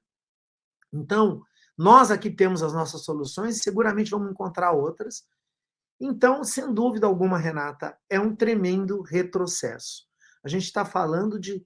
E os Estados Unidos não vão segurar essa onda, porque nisso acho que o mundo não vai seguir esse grupo que foi derrotado. É verdade que os Estados Unidos é um país dividido politicamente, de certa forma como nós, mas lá os republicanos têm uma influência muito grande no Congresso, agora eles têm maioria, inclusive. O que a gente vê lá, de fato, todo mundo sabe que não existe país mais lobista do que os Estados Unidos. Portanto, a gente não sabe que interesses estão por detrás dessa pauta e da defesa desses princípios, que indiscutivelmente é um retrocesso. Eu não vejo isso de outra forma. E não vão vencer, porque eu acho que o mundo está indo numa outra direção. A China está indo numa outra direção. Então, é uma questão de sobrevivência. Quero só dizer mais uma coisa, né? Não existe plano B para o nosso globo terrestre. A gente não tem para onde ir se o negócio der errado. Então, quem vai querer correr esse risco? Uma minoria dentro dos Estados Unidos? Não acho que a humanidade vai se nortear por isso. Eu sou bem otimista nesse sentido. E quero dizer uma coisa, Renata. Eu acredito que essas gerações que estão vindo, com todas as críticas que eu ouço todos os dias, eu sou muito otimista em relação às gerações vindouras. Eu acho que eles são melhores do que a gente. E eles sabem que não dá para brincar com isso. E eu acho que nos Estados Unidos, a gente percebe que nas grandes cidades existe essa consciência. Então, é preciso tomar cuidado, porque existe uma mídia também que propagandeia muito essa visão retrógrada, que eu acho que não vai predominar nesse cenário mundial daqui para frente, não. Porque a natureza se impõe, a realidade se impõe. Eu acho que o Alberto tocou num ponto realmente de regressão, que eu concordo. Eu acho que nos dias de hoje a gente não pode ser mais radical, a gente tem que tomar muito cuidado com as atitudes que a gente toma, e a gente estando na vitrine do mundo como os Estados Unidos está, né, a gente não pode ser tão radical de falar não, né? A gente pode falar assim, olha, entendo que eu ainda não tenho essa filosofia ou não tenho esse conceito enraizado em mim, né? Eu como um chefe de Estado deveria ter, mas não tenho. E as empresas do meu estado também não têm. E se eu tentar fazer isso agora, eu vou quebrar o meu estado. Eu entendo isso, mas eu vou conversar com o meu time, né, digamos assim, com as minhas empresas, e a gente vai, aos poucos, começar a fazer um plano para isso acontecer. Né? Então, assim, hoje em dia é muito do jeito que você aborda os problemas, né? Porque a coisa mais fácil que tem é falar o não. Né? O não é simples. Não, eu não vou fazer, não, eu comando a economia mundial, não vou. Vocês dependem de mim. Né, mas eu acho que a gente está indo contra, acho que não só no Brasil, tá? Acho que no mundo inteiro, a gente está indo contra essa política do não ser flexível,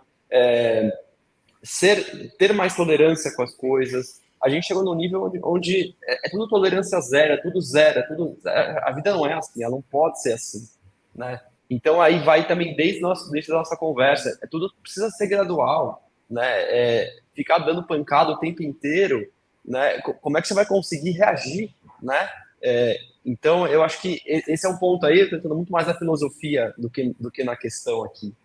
Mas, compartilhando com vocês um pouco, eu posso até mandar depois esse case que foi apresentado no South by Southwest, que é um festival de tecnologia que acontece em Austin, e a gente sempre está presente.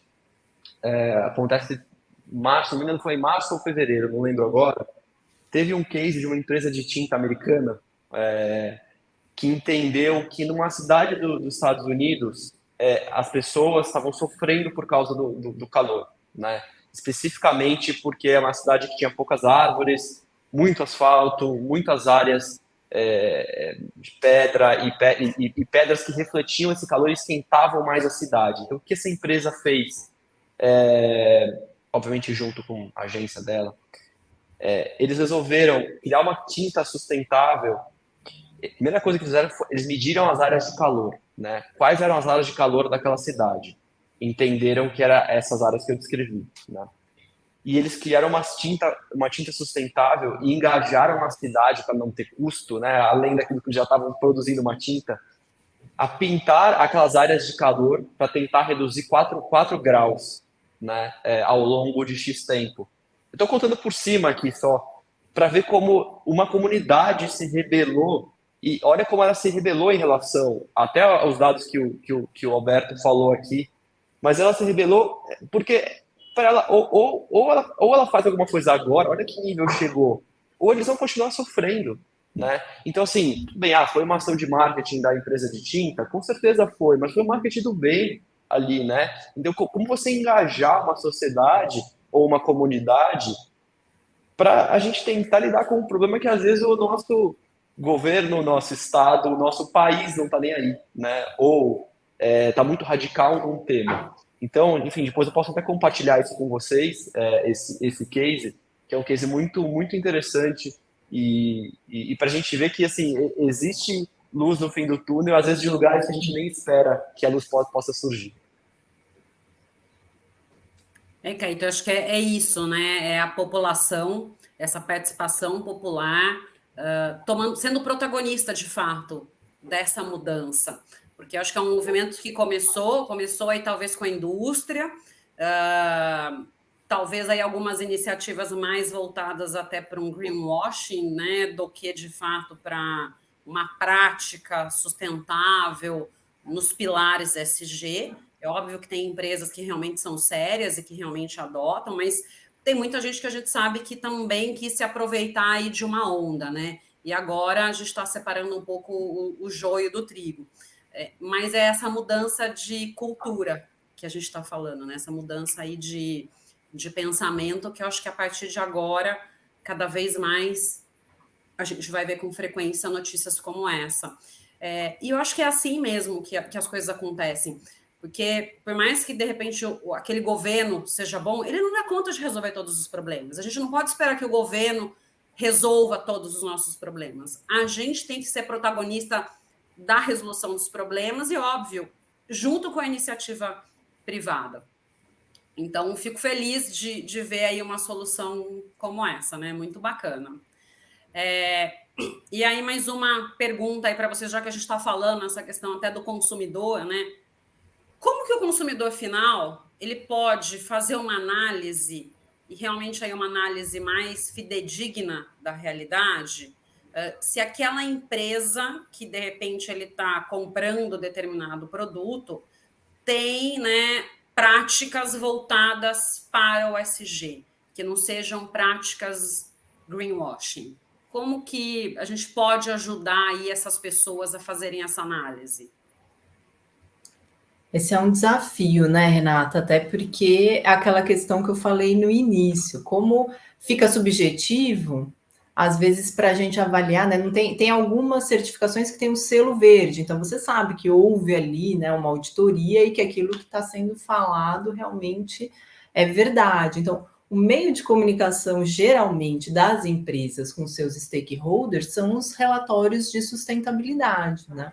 Que geralmente ficam disponíveis nas redes sociais, nos sites. Então, a dica é sempre o consumidor ir lá verificar, né? E ver qual que é. Porque no relatório de sustentabilidade, a empresa coloca qual que é a estratégia dela para desenvolver, né, para esse desenvolvimento sustentável, qual que é a estrutura, coloca os resultados, que para a gente aqui, né, o principal, né, os resultados nessa redução. E assim, eles podem ser simples, como essas ações que o Caíto colocou, né? E podem ser, né, umas grandes empresas aí no mercado de crédito de carbono, ok, mas assim, de acordo com a estrutura, né, o tamanho da empresa.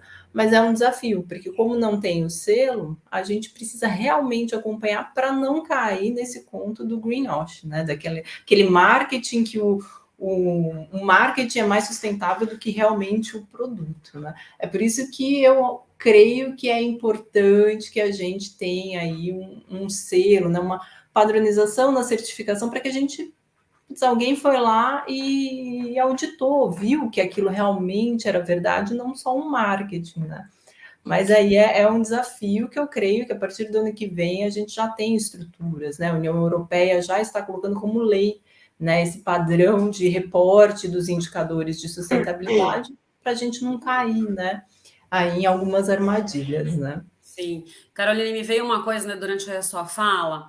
É óbvio que a gente sabe que as crianças, ou até mesmo parte da população, acaba sendo influenciada por quem faz a propaganda de determinado produto.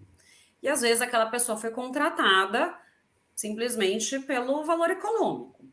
E eu lembro de uma prática bastante antiga, porque isso já faz um bom tempo, acho que nem se falava ainda em ESG e nada disso, mas eu lembro da Tina Turner comentando que para ela fazer propaganda de um determinado tênis, ela queria receber aquele tênis, testar por um tempo, ver se realmente ela gostava, para daí sim fazer a propaganda. Então, eu acho que esses interlocutores também precisam ter uma consciência maior do seu poder de influência, né? Esses influenciadores. E não é fazer a propaganda ou a influência simplesmente por fazer, mas sim porque aquilo representa algo, né? Então, assim, só para... Essa responsabilidade, né, Renata? Isso é fundamental. Vamos lá, Alberto. Renata, eu acho que essas práticas essas tentativas, né, de enganar o consumidor vão ficar cada vez mais difíceis. As empresas que eventualmente trilhem por esse caminho, elas estão correndo um risco muito grande. Eu acho que daqui para frente esse risco vai ser cada vez maior. Então, eu acho que a primeira coisa é que existe um ecossistema favorável, né? Eu acho que cada vez mais as pessoas, as empresas vão ter dificuldades em burlar as regras de fazer uma coisa e dizer outra. Então, acho que isso vai ficando cada vez mais difícil. Acho que essa é a primeira coisa. O segundo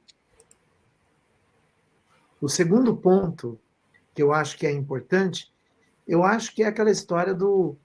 Tem aquele ditado em inglês que a gente ouve muito, né? Keep it simple. Vamos manter um negócio fácil, simples. Eu acho que a primeira coisa é, se eu estou na dúvida, se um produto que é muito relevante para mim, se eu estou na dúvida se esse produto realmente é um produto sustentável, para a gente usar um termo que engloba tudo, é pesquisar. Eu acho que aonde tem fumaça, existe um sinal forte de que pode ter fogo, né? Então, eu acho que quando a gente ouve dizer que determinadas empresas têm práticas, por exemplo, escravagistas, a gente teve um episódio recente no Rio Grande do Sul de que algumas vinícolas tivemos evidências, na verdade, provas, né? E elas foram penalizadas. Então, eu acho que não tem como segurar essa onda por muito tempo. O consumidor não é mais um consumidor bobo. Desculpe usar esse termo, mas aqueles que pensam dessa forma estão muito equivocados. Então, eu diria o seguinte, do ponto de vista do consumidor, pesquisa, vai para as mídias, olha, vai para a web, checa, dá um Google, como a gente fala, e vê se aquela empresa realmente é uma empresa legal, é uma empresa que considera esses fatores de sustentabilidade na produção, né, nos seus processos e na entrega do seu produto. Agora, eu concordo com a Caroline. A Caroline mencionou uma série de elementos que atestam que a empresa é uma empresa fidedigna. Ela tem um selo que seja crível no mercado e que diz que ela é uma empresa realmente que busca ser uma empresa sustentável. Ela publica o seu relatório de sustentabilidade. Uma empresa que se dá o trabalho de fazer um relatório de sustentabilidade, com certeza, é um grande indício de que essa empresa, pelo menos, ela busca ser uma empresa ESG, né? Uma empresa sustentável. E eu acho que também a gente tem que procurar aí nesses canais que denunciam a empresa, né? Tem uma série de canais que eu não vou citar aqui, onde você entra lá e você vê se realmente a empresa não tem um histórico legal, um histórico que não é fidedigno com aquilo que ela diz, que não condiz com o que ela diz. Então, acho que a gente tem que procurar esses canais. E os próprios canais, eu costumo dizer que os próprios canais de defesa, os órgãos de defesa de consumidor e algumas organizações, algumas ONGs, que são altamente críveis, que têm um histórico legal, acho que a gente tem que ficar de olho com o radar ligado aí, Renata. E aí a gente vai saber se realmente a empresa é uma empresa ESG ou não. Mas é aquilo que eu falei. Ninguém consegue manter sob sigilo algo que não é legal, que é errado, práticas que não são legais, porque alguém em algum momento vai vazar isso. Os próprios funcionários dentro das empresas, né? Um funcionário que não está feliz, ele vai entender que ali é só conversa, que de prática não tem nada. Ele vai denunciar, ele vai comentar com o irmão, ele vai comentar em casa, o filho comenta na escola. Aí, felizmente, vai ter um jornalista bacana que vai tentar investigar e vai chegar no problema. Eu costumo dizer que não adianta, quando a gente não é correto, a gente vai tropeçar ali na frente.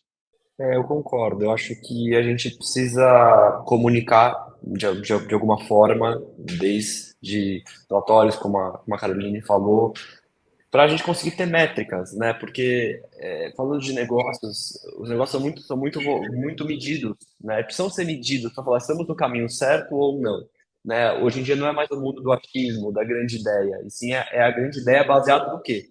Aquilo foi feito, né? Então, indo para o mercado da comunicação, né? Como a Renata citou. E aí, assim, indo de novo para a filosofia, né? Quando a gente fala, por exemplo, quando teve aquela campanha, acho que uns 3, 4 anos atrás, que o Roberto Carlos voltou a comer carne, porque a Friboi fez um lançamento, então ele tirou o jejum dele e voltou a comer carne. Que para o mercado publicitário é uma ideia genial, né? De você como vender o produto.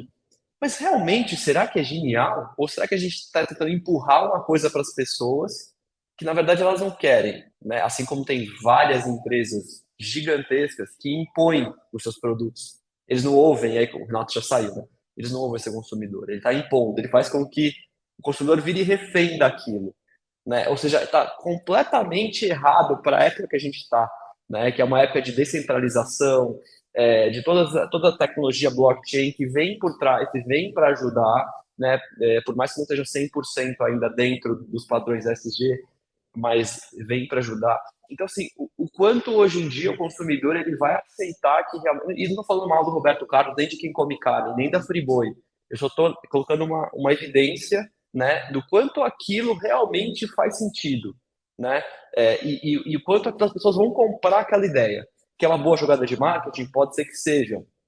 Mas hoje em dia o marketing da mentira já não faz mais sentido, né? A gente vê todas as fake news que estão por aí, e hoje em dia são difíceis de decifrar, mas eu acho que o consumidor, no final das contas, ele está aprendendo a entender o que é verdadeiro, o que vai trazer benefício para ele, o que vai trazer benefício para o outro, para o mundo, e tomando decisões em cima disso, né? Ou seja, eu participei de um ano retrasado, passado retrasado, não lembro agora, de uma palestra onde várias empresas de produtos biodegradáveis estavam palestrando. E o questionamento era esse, assim, se o teu produto ele faz melhor para o mundo, por que as pessoas não estão comprando, né? E aí a resposta é simples, porque ele é muito mais caro e as pessoas não estão vendo isso. Elas querem tudo a curto prazo, um negócio que você vai passar uma vez e vai limpar e acabou. Você só vai limpar daqui a um mês, porque tem uma série de coisas ali que vai acabar estragando o seu móvel, né? Mas a curto prazo ele parece limpo, né? E ele é muito barato. Por quê? Porque vende muito. Então, assim, o sistema está totalmente desregulado, né? Então, até foi perguntado para um dos CEOs lá de alguma dessas empresas, e ele falou assim, mas qual é a sua opinião? Ele falou assim, o único jeito é essas pessoas se conscientizarem, começarem a pagar um pouquinho a mais hoje, que na verdade já estão pagando menos a longo prazo. E aí o mercado entrando nisso, a gente vai ter poder de barganha. Com poder de barganha, a gente baixa o preço. Baixa o preço, a gente fica competitivo, né? Então, é uma mudança de mindset que eu acho que já começou, tá? Mas que a gente precisa entender essa mudança de mindset e não ver aquilo como, ainda para um produto orgânico, uma fruta orgânica que você vai comer, aquilo é mais caro hoje, por quê? Pela toda essa cadeia.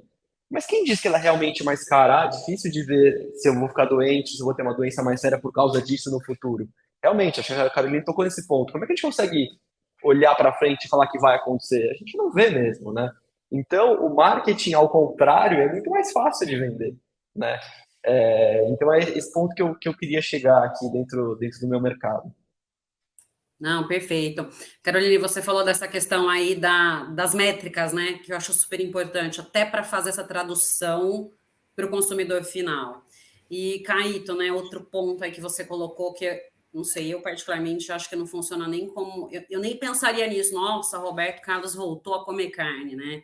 Eu já pensaria, nossa, né? Mas que exemplo ruim, né? A mesma coisa, acho que com o Zeca Pagodinho, uns anos atrás, na propaganda da cerveja. Então, acho que o consumidor, ele não encara dessa forma, ele encara como ele sendo enganado, e as pessoas começam até a tirar sarro disso, né? Porque, assim, não sei se realmente Roberto Carlos voltou a comer carne, né? Não dá para saber, o mesmo Zeca Pagodinho, aquela outra marca de cerveja. Então, eu acho que acaba sendo até mais negativo para a empresa do que positivo. E eu acho que é isso que as empresas precisam enxergar, né? Isso que os departamentos de marketing precisam ver, que o consumidor ele não aceita mais o que antigamente ele aceitava. E eu acho que essa realmente é um caminho sem volta. Eu não falo nem que é uma tendência, é realmente um caminho que essa nova geração não aceita mais, né? Então, eu acho que é repensar mesmo todas essas questões. E voltando, eu acho que é essencial não sei se é um selo, eu não sei se seria uma nova análise, um novo relatório, mas realmente para a gente ter aí padrões mínimos do que é uma prática ESG para uma empresa, né? Até para o consumidor se sentir um pouco mais confortável. E essa questão do preço, realmente, eu acho que isso acaba impactando muitos mercados, e tem muitos produtos que não conseguem ter escala, né? Não são competitivos porque não tem a escala. Então, é algo que a gente realmente precisa começar a repensar a nossa conversa do início, né, Alberto? Acho que até a sua colocação no início, que mundo que a gente quer viver? Que mundo que a gente espera? E daí a gente, individualmente, começar a fazer essas mudanças, em vez de comprar tal produto simplesmente porque ele é mais barato, mas pensar na eficiência dele a longo prazo e no benefício dele para o meio ambiente no futuro. Então, acho que são questões aí Renata, que... eu acho, desculpe te interromper, eu acho que você está fazendo uma observação tão importante. Na verdade, que mundo é esse que a gente quer como líder de empresa? Como gestores, como líderes políticos, como líderes globais, né? Então, quando alguém... Esse caso dos Estados Unidos é chocante, quer dizer, são pessoas dentro de quase um... Olha, eu vou radicalizar um pouco aqui, mas é como se fosse uma seita, quer dizer, eu tenho uma visão, eu tenho um interesse, e aí eu quero impor isso para a sociedade, e isso implica claramente no retrocesso, dadas as evidências. Quer dizer, todos os problemas que nós estamos enfrentando, climático, e seus desdobramentos, e aí eu passo a impor isso para a sociedade, fazer disso uma política de Estado quando o mundo todo vai numa direção diferente, entende? Não é possível que todo mundo esteja maluco e meia dúzia de líderes políticos conservadores estejam certos, quer dizer, e a ciência, onde é que fica, né? A gente falou muito disso nos últimos anos. Eu acho que é importante entender que a ESG não é uma questão de achismo, quer dizer, é resultado de práticas inadequadas que levaram a consequências inadequadas. E a realidade, portanto, impõe isso para a gente repensar a forma de consumir, entender que as coisas, que a natureza não produz tudo de forma infindável. Quer dizer, não, se eu não zelar, se eu não cuidar, aquilo acaba. Tem fim. Né? Então, eu acho que por detrás da filosofia ESG, Renata, tá esse, como diz o Caíto, quer dizer, tem uma filosofia mais importante de vida, sobrevivência, né? Então, por exemplo, eu digo infelizmente, não quero fazer um julgamento, eu como carne, mas eu gostaria de não comer. Então, quando eu ouço, você falou muito bem, será que cai bem para o Roberto Carlos fazer uma afirmação como essa? Voltei a comer carne como se isso fosse um benefício? Não sei. Quer dizer, acho que cada um é cada um. Não tô defendendo aqui a questão de ser vegano ou vegetariano. Acho que cada um é cada um. Mas a gente precisa entender que, apesar da diversidade, ela não pode ferir alguns princípios que estão em risco nesse momento para a humanidade, né? E aí eu acho que tudo isso é que está por detrás de uma filosofia ESG, e a gente precisa ver isso, enxergar isso objetivamente. Não, perfeito, maravilha. Bom, gente, o nosso debate aqui, nossa conversa está ótima, né? Acho que se deixar, a gente vai fazendo provocações e vamos discutindo. Mas para a gente finalizar, eu queria que cada um de vocês deixasse, né, uma mensagem aqui para a nossa audiência. Caroline, o que você pode rapidamente aqui falar? Eu acho importante, né, tudo isso que a gente falou, é a gente inspirar através das nossas atitudes, né? Então, ainda ontem eu estava lendo uma frase que eu acho interessante deixar aqui, que é da Madre Teresa. Quer fazer algo pela paz mundial? Vá para a sua casa e ame a sua família. Então, aqui para o nosso cenário, a gente pode ir para as nossas empresas, para os nossos ambientes, né, e levar um pouquinho, né, dessas inspirações, trazendo algo positivo, né, dentro da realidade, né? Existe sim a possibilidade de um desenvolvimento econômico sustentável. Perfeito. Alberto? Nossa, eu acho que a Caroline falou tão bem, eu acho que eu nem sei se eu tenho algo a agregar, eu acho que eu estou com você, Caroline, 100%, acho que é isso. Eu acho só que, no fundo, o que você disse, se eu pudesse resumir, né, eu acho que essa coisa realmente de ser coerente, de ser coerente com aquilo que a gente acredita e entender que as práticas ESG, elas derivam desses valores maiores que a Carolina acabou de falar. Né? Quem não ama a natureza não se preocupa em conservar, né? Usa até acabar. Quer dizer, acredita que, deixa eu fazer como eu quero e no final isso não vai terminar mal, né? Eu acho que quando a gente fala em práticas ESG para as empresas, talvez a grande mensagem aqui é: a pandemia deixou muito clara a importância da empatia, se colocar no lugar do outro, né? Eu acho que as empresas ESG, elas no fundo demonstram empatia pelo negócio. Elas podem ganhar, elas podem ter lucro, mas elas precisam considerar tudo isso que a gente está falando aqui. Elas precisam se colocar no lugar da própria natureza e entender que um dia aquele recurso acaba se eu não cuidar dele. Ela precisa entender que, para ser uma empresa que lucre mais, ela precisa inovar. Para inovar, ela tem que ter diversidade.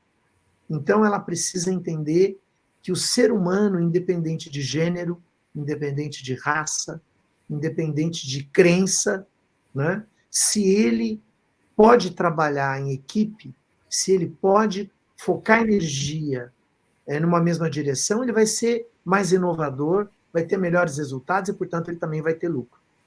E depois, obviamente, que o G de ESG, quando a gente fala de governança, a gente está falando de transparência, a gente está falando de falar a verdade sempre, a gente está falando de não enganar o consumidor, mas não enganar os próprios colegas, colaboradores que estão dentro da empresa para fazer aquele negócio ser um negócio lucrativo, um negócio que beneficia todo mundo. Ninguém pode ganhar em detrimento do outro. A gente tem que ganhar com o outro. Todo mundo tem que ganhar. Essa relação empresarial tem que ser uma relação ganha-ganha, né? E aí, sem amor, Caroline, não tem como a gente fazer isso. Times motivados são times onde o amor está lá, pelo que faz, pelo outro, né? A gente entender que na minha empresa todo produto tem uma origem legal e o que eu estou entregando para o meu consumidor, para o meu cliente é verdadeiro, enfim. Eu acho que pode parecer um pouco filosofia, mas não é. É nisso que se fundamenta a vida, é nisso que se fundamentam os negócios. Eu também queria terminar aqui, Renata, Caroline e Alberto. Aliás, obrigado pelo papo. Foi muito gostoso aqui essas últimas 2 horas. Mas inspirando também, como a Caroline falou, e filosofando, né? Que acho que em vários momentos aqui a gente conseguiu trazer um pouco disso. E eu acho que isso é essencial para enraizar cada vez mais essa cultura e até outras culturas. Mas eu acho que assim, o morango ele é gostoso porque ele não dá toda a época do ano, ele só dá numa época. Então, quando a gente tem tudo em abundância, aquilo vira o cotidiano pra gente, né? Por isso que as férias são tão gostosas, porque elas acabam. E a gente também acaba, porque a gente é finito, né? Então, a gente saber esperar esse momento e contemplar aquele momento. Então, é uma fase que a gente gosta muito aqui quando a gente lida com os nossos clientes e apresenta um pouco de como a gente trabalha dentro da trio da nossa empresa. E a gente partilha muito essa frase do Victor Hugo, né, desse pensador, que é nada mais poderoso do que uma ideia cuja hora chegou. Então, tudo tem o seu momento na vida, né? A gente tem que saber olhar para aquilo e entender o momento. Aí, fazendo aqui o paralelo com o nosso tema, na verdade, o nosso momento já começou há muito tempo, a gente só que não estava vendo ele, né? Então, quanto antes a gente começar esse momento, antes a gente vai colher os frutos, mas os frutos vão ser colhidos nas horas corretas, nas horas que eles vão ter que aparecer, né? Mas só se a gente souber plantar e cultivá-los direito. Então, acho que eu queria terminar falando um pouquinho disso. Muito bom, gente. Bom, queria agradecer aí imensamente a participação de vocês nesse nosso debate de hoje. Acho que, né, como Caetano, você comentou, essas 2 últimas horas assim passaram voando, né? Porque realmente acho que todo mundo conhece muito bem o tema, e é um tema apaixonante, acho que todo mundo é apaixonado, né, pelo tema, e a gente vai aí conversando. Então, queria agradecer Caroline, Caíto, Alberto e o Renato, que precisou aí sair um pouquinho mais cedo. Obrigado, viu, gente? Obrigada, gente. Obrigada, Renata, Tchau, Caíto, Alberto. Obrigado. Foi muito bom. Muito bom, obrigado. Tchau. Obrigada. Um abraço, um beijo. Tchau. No debate de hoje, eu conversei com Caroline Herrera, Alberto Santana, Caíto Cirilo e Renato Paquet.